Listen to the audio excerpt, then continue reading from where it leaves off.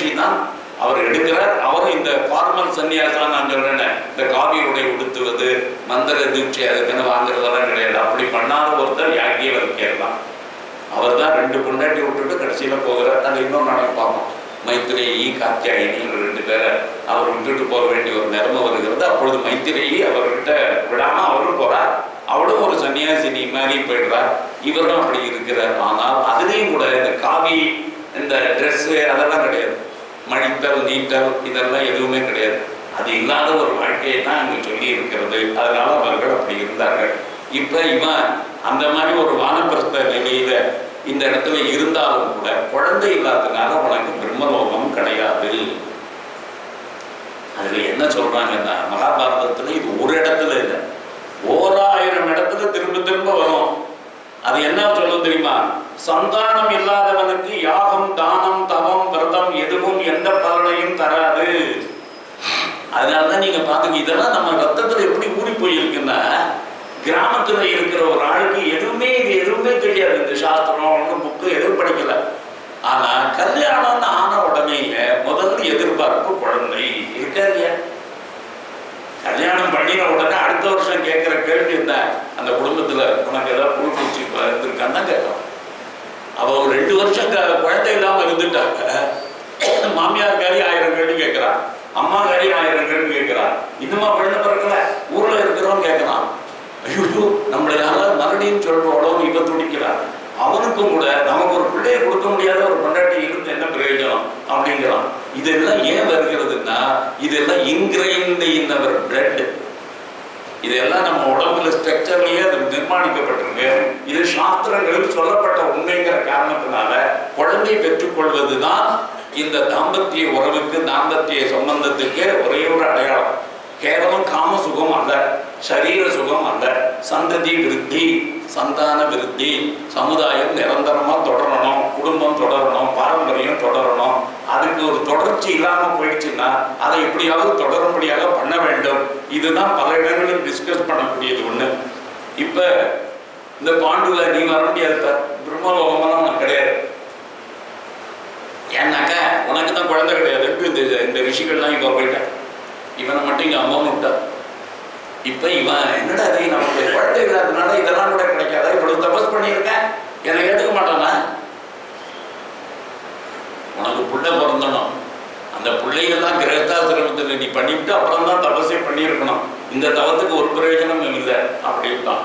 அப்படி சொன்ன உடனே இவன் தன்னுடைய மனைவியின் இடத்துல வந்து இதை பத்தி கேன்சல் பண்றான். குந்தியின் இடத்துல அவள் தான் மூத்தவள், அதனால குந்தியின் இடத்துல இதை பத்தி பேசலாம். இந்த மாதிரி ஒரு சிச்சுவேஷன் வந்துட்டு நம்ம என்ன பண்ணலாம்னு தெரியலையே. ஆனால் எனக்கு நான் படிச்சிருக்கக்கூடிய சாஸ்திரங்களை ஆதாரமாக வச்சு பார்க்கிற போது, தாம்பத்திய உறவினால மட்டும்தான் கணவன் மனைவிக்கு குழந்தைகள் பிறக்க முடியும் என்கின்ற ஒரு நியதி கிடையாது. அதனால வேறு விதமாகவும் குழந்தைகள் பெற்றுக்கொள்ளலாம். அப்படி ஏதாவது ஒரு முயற்சி பண்ணி உனக்கு ஒரு குழந்தையை நீ உண்டாக்கி கொள்ள வேண்டும். ஒருவனுக்கு தன்னுடைய வீரியத்திற்கு பிறக்கிறவன் மட்டுமே பிள்ளையாக கருதப்பட வேண்டும் என்று சாஸ்திரங்கள் சொல்லவில்லை. அதனால இப்ப நீ என்ன பண்றன்னா, 6 விதமான புத்திரர்கள் தாயபாகத்திற்கு உரியவர்கள், இன்னொரு 6 விதமான புத்திரர்கள் தாயபாகத்திற்கு உரியவர்கள் அல்ல. ஆனால் 12 விதமான பிள்ளைகளை பெற்றுக்கொள்ளலாம். 12 விதம் எப்படி வேணா குழந்தை பெற்றுக்கலாம். அப்படி என்ன பண்ணலன்னா, ஔரசன் அப்படின்னு ஒரு குழந்தை, இந்த குழந்தைகளுக்கு பேரே ஔரசர்கள்னு. தன் தர்மபத்தினி இடத்துல தனக்கு பிறந்தவன் அப்படின்னு. சேத்ரஜன், இவளுக்கு இவ புருஷன்கிட்ட பிறக்கல, இவ புருஷனுடைய அனுமதியோடு கூட வேற ஒருவனிடத்தில் இவள் பெறுகிற குழந்தை. அபவித்தன், ஒருவனுக்கு பணம் கொடுத்து அவனை கொண்டு தன் மனைவியிடம் உண்டாக்கி கொள்ளப்பட்டவன். கூடோற்பன்னன், இன்னொருக்கு என்று தெரியாமல் பரபுருஷனுக்கு பிறந்தவன். தத்தன், தத்தெடுத்துக் கொள்ளப்பட்டவன். கிருத்திரமன், இதெல்லாம் அப்ரூவ்டான அர்த்தம் பண்ணிக்க கூடாது. உலகத்துல எது நடக்குமோ அது எல்லாத்தையும் கிளாசிஃபை பண்ணியிருக்காங்கிறது இங்க புரிஞ்சுக்கணும் நீங்க. அதாவது நான் நீங்க எப்படி 8 விதமான திருமணங்கள் சொன்னேன், அந்த 8 விதமான திருமணங்கள்ல பைசாச்சம் இருக்கிறது, ராட்சசம் இருக்கிறது அப்படின்னாக்க உடனே அதெல்லாம் அப்ரூவ்டா சார் அப்படின்னு கேட்கக்கூடாது. அதெல்லாம் நம்முடைய தர்மசாஸ்திரங்கள் அப்ரூவ் பண்ணியிருக்காங்க. பண்ணிட்டாங்க. அப்படி இல்லை, அப்ரூவ் பண்ணப்பட்டது ஃபர்ஸ்ட் செகண்ட் அவங்களே கொடுத்துட்டாங்க. ஆனா அந்த இடத்துல என்ன அர்த்தம்னாக்க அதுக்கு இப்படி தாண்ட உலகத்துல எத்தனையோ பேருக்கு ஏற்படுறது. இதெல்லாம் இயல்பு. இது எல்லாத்தையும் ஏதாவது ஒரு இடத்துல கிளாசிஃபை பண்ணணுமா இல்லையா? அதனால இது கிளாசிஃபை பண்ணப்பட்டிருக்கு. இது இங்கேயும் நடக்கலன்னு யாராவது சொல்லுவாங்களா? இப்படி எல்லாம் ஒருத்தருக்கு ஒன்றும் பிறக்கல சார், நீங்க சும்மா போய் சொல்றீங்க அப்படின்னு யாரும் சொல்லவே முடியாது. அதுக்காக சொல்லுது. தத்தெடுத்துக் கொள்பவன், கிருத்திருமன், புத்திரன் போல அபிமானிக்கப்பட்டவன், இவா எல்லாரும் தாயபாகத்திற்கு உரியவர்கள். தாயபாகம்னா சொத்துரிமை படைத்தவர்கள்னு அர்த்தம். இப்ப சொத்துரிமை இல்லாத பிள்ளைகள் யாரு? காணியினன். விவாகத்திற்கு முன்பு கன்னியாக இருந்தபோது தன் மனைவிக்கு பிறந்தவன். அவ யாரோ ஒரு பையனோட சேர்த்து சரியான வச்சிருக்கா.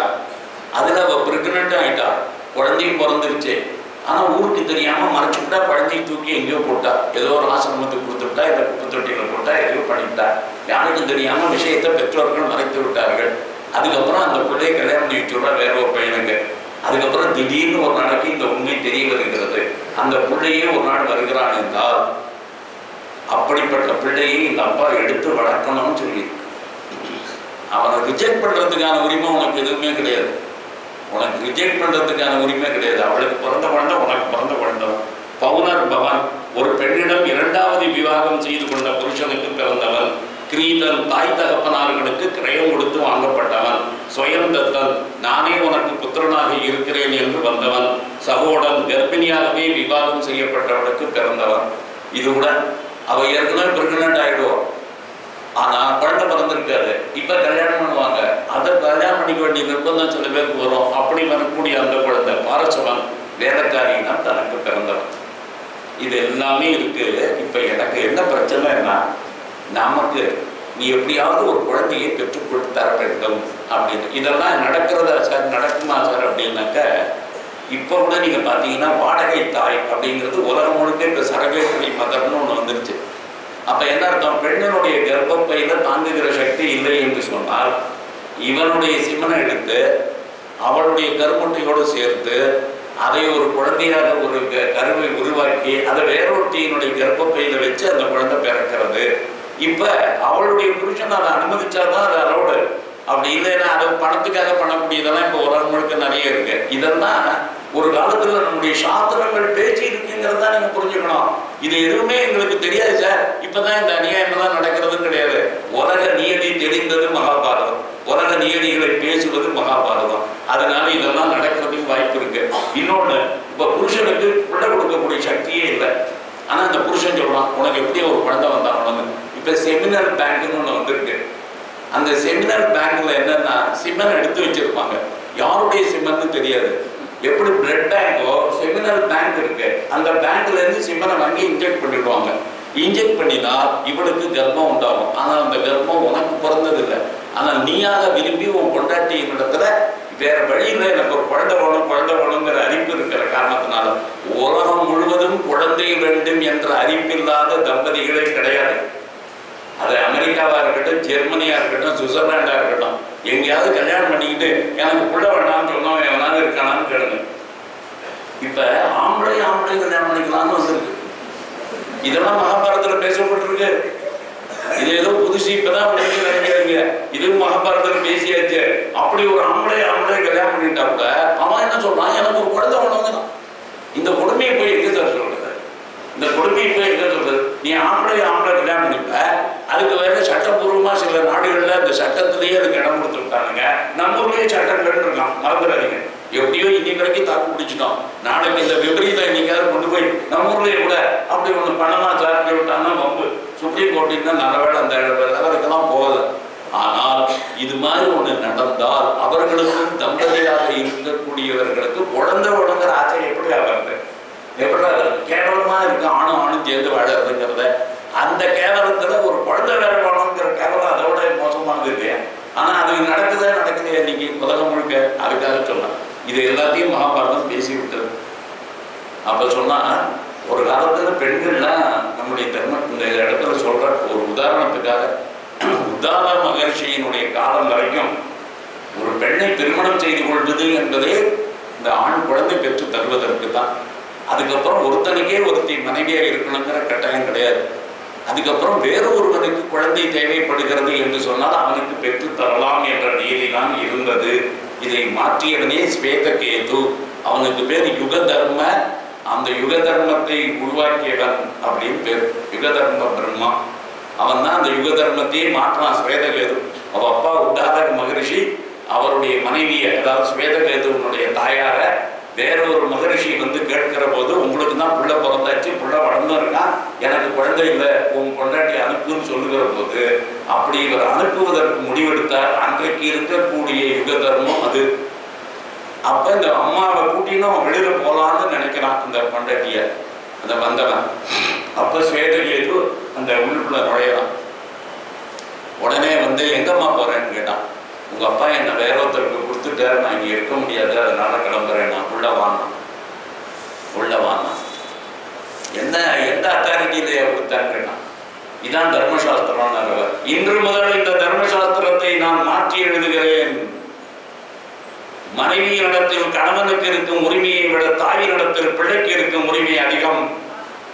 ஆகவே இந்த பிள்ளை என்கின்ற முறையில் நான் சொல்கிறேன், என்னுடைய தாய் எனக்கு உரியவள் மட்டுமே, அவள் உனக்கு உரியவள் மட்டுமோ அல்லையோ அதை பத்தி எனக்கு கவலை இல்லை. ஆனா இந்த தாய் எனக்கு உரியவள் மட்டுமே, இவளெல்லாம் நான் இடவெல்லாம் எனக்கும் கொடுக்க முடியாது, போயாதான். இது அப்படியே சாஸ்திரம் எழுதியிருக்கு.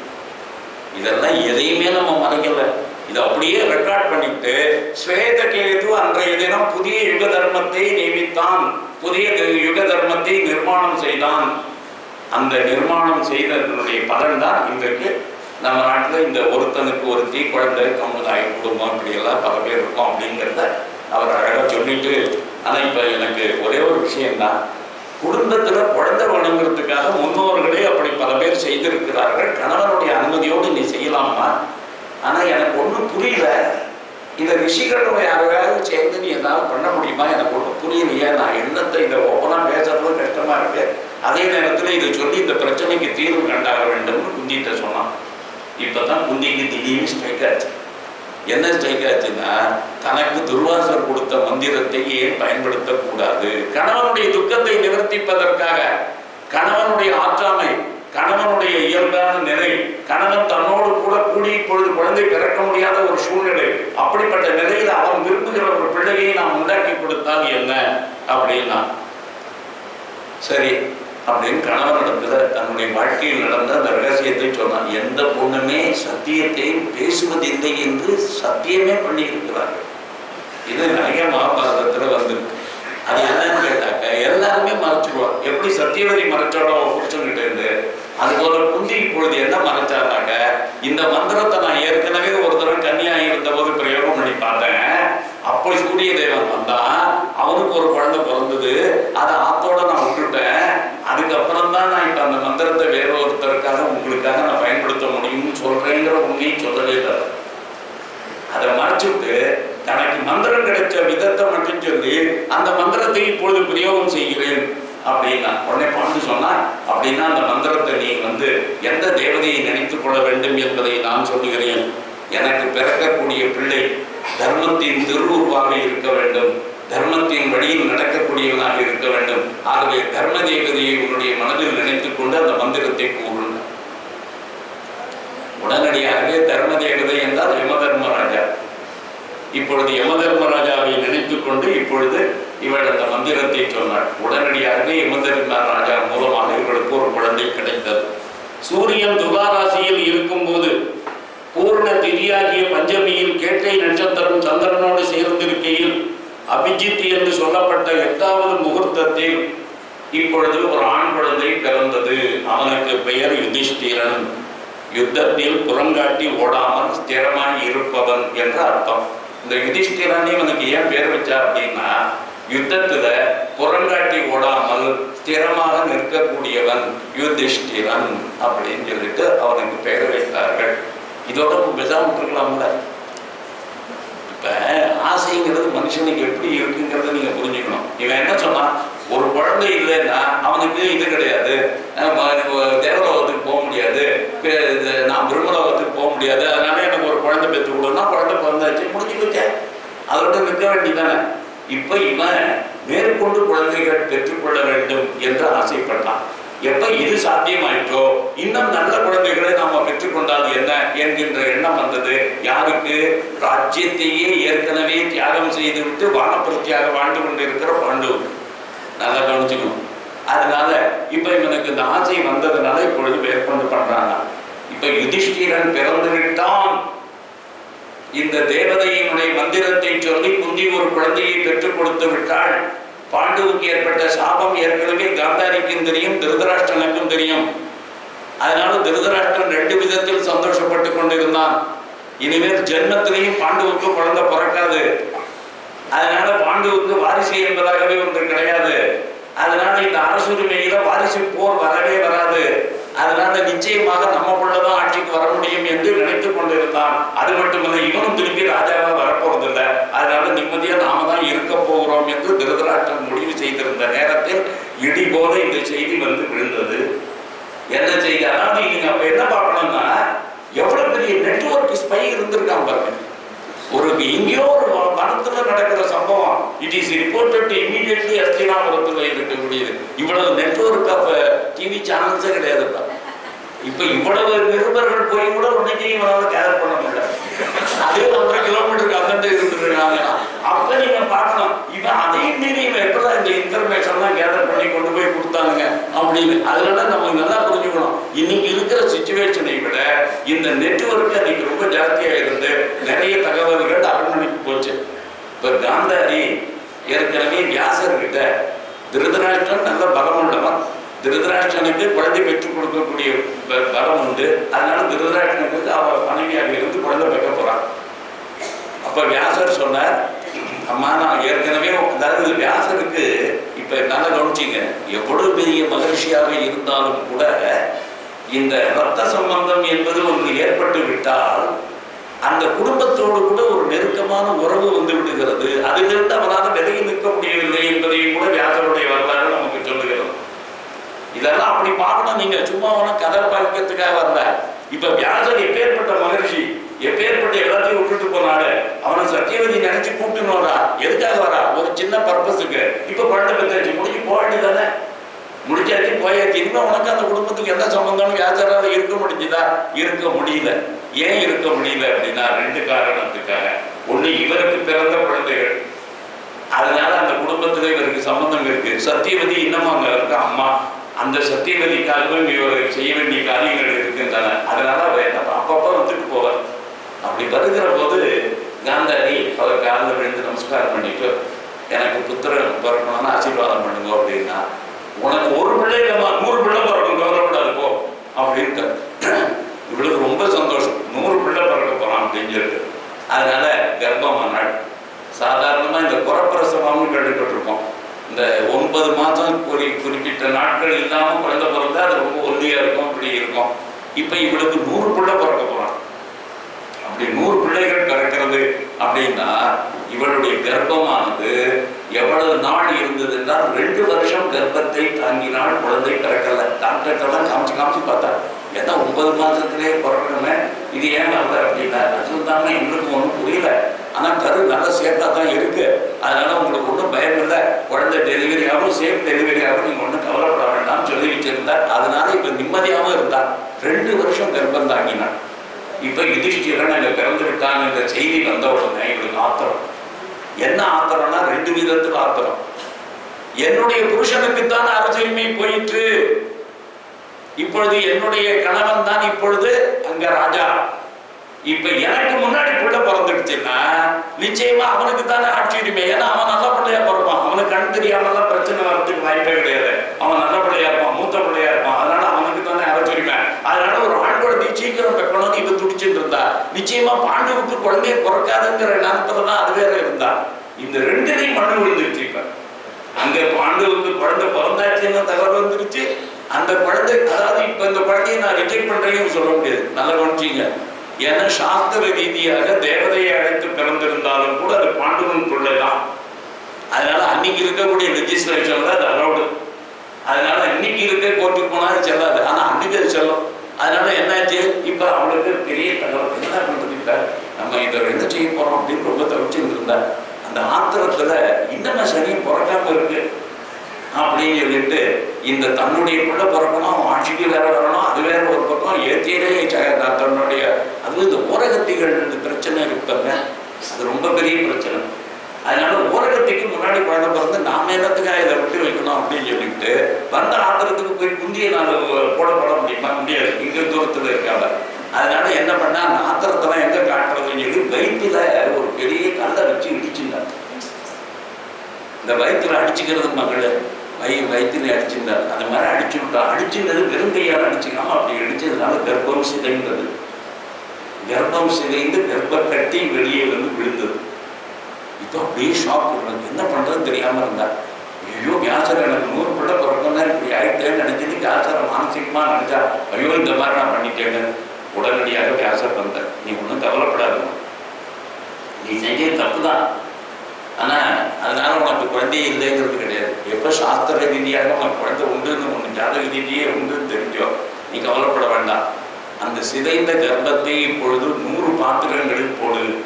முதல் டெஸ்ட் டியூப் பேபி அவர் தான் உண்டாக்கினார், திறந்தவர். இதெல்லாம் சும்மா பானையில போட்டார், தண்ணி விட்டுருந்தார். இது மகாபாரத்தில் இருக்கிற வார்த்தையை அப்படியே பார்க்கக்கூடாது.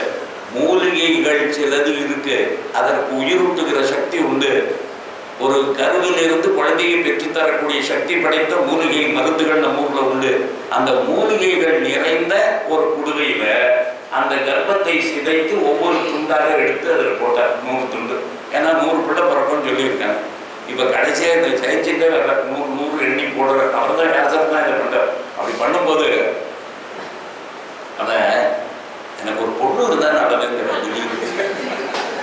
100 பிள்ளை பிறக்கும்னு சொல்லியாச்சு. இப்போ ஒரு பொண்ணு பிறந்தா எவ்வளவு நல்லா இருக்கும் அப்படின்னு சரி உனக்கு பொண்ணு பிறக்கும் அப்படின்னு கடைசியாக இருந்த இதை ஒன்று எடுத்து அந்த மூலிகைகள் வேற, அதுக்காக சொல்றேன். இப்ப எந்த மூலிகைகளை சேர்த்தால் அந்த கருவிலிருந்து ஆண் குழந்தை வரும், எந்த மூலிகைகளை சேர்த்தால் பெண் குழந்தை வரும் என்பது கூட நம்முடைய முன்னோர்களுக்கு தெரிந்தது. இத்தனையும் யாருமே சயின்ஸா எழுதி வச்சுட்டு போகாதனால இன்னைக்கு நீ 1000 கேள்வி கேட்கிற. ஆனா ஒரு ஆச்சரியம் என்னன்னா, இது கற்பனையே இருக்க முடியாத, இது வெறும் கதையாகவே இருக்க முடியாத, இது பொய்யாக இருக்க முடியாது. ஏன்னா நாட்டில் நடக்கிறதெல்லாம் பாக்குறிய. இன்னைக்கு என்ன பேர் பண்ணா ஜெமினி மேஷம் பொண்ணு இருக்காரு, அவர் பேர் என்ன, ஏதோ ஒரு டாக்டர்மா, அவர் யாருக்கும் குழந்தையே இல்லாவிட்டாலும் கூட நான் குழந்தையை உருவாக்கி தருவேன், எத்தனை பேருக்கு நான் குழந்தைய கொடுத்துருக்கேன்னு சொல்லிட்டு இருக்காரு. அப்புறம் இந்த ஜெயங்கண்ணன் ஒரு அம்மா, அவ என்ன சொல்றா, உலகத்துக்கு எல்லாருக்கும் நான் குழந்தை கொடுப்பேன், யாரும் குழந்தை இல்லை கவலைப்படாதீங்க, என்கிட்ட வாங்க மூலிகை மருந்து இருக்கு, நான் நிச்சயமா உங்களுக்கு குழந்தையை உருவாக்கி தர முடியும்னு. இதெல்லாம் நீ பார்க்கிற போது நம்பிக்கை உகந்த சம்பவங்கள் உன் கண் முன்னாலேயே தெரிகிற போது அன்னைக்கு நடந்தது நீ எப்படி மறக்க முடியாது. அதனால இந்த குழந்தை இந்த டெஸ்ட் டியூப்ல இருந்து இவ்வளவு நாட்கள் பொறுத்துரு, அப்புறம் வரும்னு சொல்லிட்டு போயிட்டார். அப்படி பொறுத்திருந்தா இந்த முதல் டெஸ்ட் டியூப் வெடிச்ச இன்னைக்கு அதே தினத்தன்று அங்க வாயு பகவான் மூலமாக ஒரு குழந்தையை பெற்றுக்கொள்ள வேண்டும் என்பதாக அவர் சொல்ல, அந்த வாயு பகவான் மூலமாக ஒரு குழந்தை அங்க பிறக்கிறது. அது பீமன். பீமனும் துரியோதனனும் ஒரே நாளில் பிறந்தார்கள். வாயுவுக்கும் குந்திக்கும் பிறந்த பிள்ளைக்கு பீமசேனன் அப்படின்னு பெயர் வச்சார். சிம்மத்துல குரு, துலாத்தில் சூரியன், மக நட்சத்திரத்தில் சந்திரன், சுபமான திரையோதசி திதியில பித்ருக்களின் முகூர்த்தத்தில் பீமசேனன் பிறந்தான். எல்லோரும் பயப்படத்தக்கவன் என்கின்ற காரணத்தினால, சேனா பலமுடையவன் என்ற காரணத்தினால பீமசேனன் பெயர் வச்சார். திருக்கோதரன் அவனுக்கு ஒரு பெயர் உண்டு, ஓனாய் வயிறு உடையவன் அர்த்தம். இந்த ஓனாய் வயிறுனா ஓனாய்க்கு வயிறு ஒட்டி கிடக்கும், ஆனால் நிறைய திங்கும் அது. அந்த மாதிரி இவனுக்கு வயிறு ஒட்டி கிடக்கும். இவன் பானை வயிறெல்லாம் வச்சுக்கல, இவன் வயிறு ஒட்டி தான் இருக்கும். ஆனால் சாப்பிட்றது மட்டும் 10 ஆள் சாப்பாடு 100 ஆள் சாப்பாடு சாப்பிடுவான். அப்படிப்பட்ட அசுர பசி கொண்டவன். இதுவும் இந்த குழந்தை பிறந்தவனே போறாதுன்ட்டாங்க. இப்ப 3ஆவதாக நீ ஒரு குழந்தையை எனக்கு பெற்றுத்தரணும். இந்திர தேவனை நினைத்து கொண்டு ஒரு குழந்தையை பெற்றார். பூர்வ பல்குனி உத்தர பல்குனி சேர்ந்த பகலில் உத்தரா நட்சத்திரத்தில் பால்குன மாசத்தில் பிறந்ததால் பல்குணன் அர்ஜுனன் அப்படிங்கிற பெயரோட 3ஆவது பிள்ளையும் பிறந்தது குந்திக்கு. இப்ப இதோட விட்டுற முடியுமா? ஏன் விட முடியாதுன்னா, அந்த அங்கோத்தி சக்கரத்தி இருக்காள், இன்னொத்தி மாத்திரி, அவளுக்கு ஆத்திரம் வந்து அவ புருஷன்கிட்ட போய் சொன்னா, ஏண்டி அவளுக்கு தான் மந்திரம் தெரியும், அதனால அவன் மட்டும் குழந்தை பெற்றுக்கிற, நீயும் எனக்கு குழந்தை கொடுக்க வைக்கலாமா, நம்ம 2 பேரும் சேர முடியாதுன்னு நிலைமை வந்துருச்சு, நீ சேர்ந்தா செத்து போடுவேன்னு வர ஒரு சாபம் வந்திருக்கு. அப்படி இருக்கிற போது ஏன் வயிற்றுல பிள்ளை வரட்டாமான்னு கேட்டான். அதனால அதே மந்திரத்தை எனக்கு சொல்லிக் கொடுக்க சொல்லு, அந்த மந்திரத்தின் மூலமாக நானும் குழந்தை பெற்றுக் கொண்டாக வேண்டும் அப்படின்னா சரி என்று சொல்லி அந்த மந்திரத்தை இவர்கள் கூட அஸ்வினி தேவர்களை நினைத்து கொண்டு இவர் அந்த மந்திரத்தை சொல்ல அஸ்வினி தேவர்கள் இரட்டையராக நகுலன் சகாதேவன் என்கின்ற 2 குழந்தைகள் மாத்திரிக்கம் பிறக்கின்றன. இதெல்லாம் வரிசையா ஒரு வருஷம் கேப்ல, ஒவ்வொரு வருஷம் கேப்ல. இப்ப பீமன் பிறந்த அதே நாளுக்கு துரியோதனன் பிறந்தான். இப்ப துரியோதனனுடைய நேச்சர் ஏன் அப்படி இருந்துச்சுங்கிறது நல்லா கவனிச்சுக்கணும். இந்த மகாபாரதத்தில் நான் எங்கேயுமே துரியோதனன் அயோக்கியன்னு சொல்லவே மாட்டேன். அதனால கவனிச்சுக்கணும். ஏன்னா மக்கள் மனசுல ஒரு தவறான அபிப்பிராயம் இருக்கு. சகுனி மோசமானவன், கர்ணன் மோசமானவன், இந்த துரியோதனன் மோசமானவன் அப்படியெல்லாம் ஒண்ணுமே கிடையாது. மனிதர்கள் தான். அதனால எல்லோரிடத்திலும் நல்ல பண்புகளும் இருக்கும், எல்லோரிடத்திலும் கெட்ட பண்புகளும் இருக்கும். கெட்ட பண்புகள் மேலோங்குகிறது என்று சொன்னால் அதற்கான காரணங்களை ஆராயணும். அந்த காரணங்களை ஆராய்கிற பொழுது இந்த துரியோதனனுடைய நிலைமை ஏன் இப்படி இருந்துச்சுன்னா, இவ அம்மா அவனை கருவில் தாங்கி இருக்கிற பொழுது, நன்கு வளர்ந்த நிலையில் அந்த கரு இருந்த பொழுது இவளுடைய மனசுல 2 தான் இருந்தது. கரு என்னைக்கு அந்த உள்ள தெரிச்சதோ அன்னையிலிருந்து இந்த கரு வளருகிற பொழுது இதை நினைச்சதெல்லாம் இவன் தான் ஆட்சிக்கு வரப்போறான், இவன் தான் ஆட்சிக்கு வரப்போறான், என் புருஷனுக்கு இல்லாத பாக்கியம், என் புருஷனுக்கு இல்லாத வாய்ப்பு, அவனுக்கு மறுக்கப்பட்ட அரசுரிமை அது என் பிள்ளைக்கு கிடைக்க போகுது, என் வயிற்றுல பிறக்கிற இந்த பிள்ளை தான் அரசுக்கு வரப்போகிறாங்கிற நினைப்பிலேயே இருந்ததுனால இவன் மனசு முழுக்க தான் ஆட்சி புரிய வேண்டும் என்ற எண்ணம் கருவிலேயே விதைக்கப்பட்டு விட்டது. முதல் காரணம். 2வது, இவர் இவன் யுதிஷ்டிரர் பிறந்துட்டாருன்னு தெரிஞ்ச உடனே அந்த பொறாமை, ஐயோ எனக்கு இன்னும் பிறக்கல, அவளுக்கு பிறந்துருச்சு, எனக்கு பிறக்கல, அவளுக்கு பிறந்துருச்சுன்னு அவன் மேல பொறாமைப்பட்டதுனால அந்த குந்திக்கு பிறந்த எல்லா பிள்ளைகளின் மீதுமே ஒரு பொறாமை உணர்வு இவனுடைய மனதுக்கு இயல்பாக வளர்ந்தது. நல்லா கவனிச்சுக்கணும். இனிமேல் நமக்கு துரியோதனனோட சம்பந்தம் கிடையாது. இப்ப துரியோதனன் நல்லவனா இருந்து உனக்கு என்ன லாபம், கெட்டவனா இருந்து உனக்கு என்ன லாபம்? யுதிஷ்டிரர் நல்லவனா இருந்தா உனக்கு ஜெய போடுறதுனால உனக்கு ஏதாவது கிடைக்குமா? இப்ப இருக்கிற அரசியல்வாதிக்கு ஜெய போட்டாலாவது ஏதாவது பைசா கொடுப்பான். ஆனா அப்ப இருக்கிறவனுக்கு இப்ப ஜெய போட்டு ஒரு லாபமும் இல்லை. அதனால இப்ப நீ என்ன புரிஞ்சுக்கணும்னா, எங்க வீட்டுல யாராவது கர்ப்பமா இருந்தா நான் எப்படிப்பட்ட புள்ள வேணும்னு நினைக்கிறேனோ அதுக்கு ஏற்ற மாதிரி அவளுடைய மனநிலையை நான் தயாரிக்க வேண்டும். கணவன் மனைவி 2 பேரும் அந்த மனநிலை இருக்கு பாருங்க.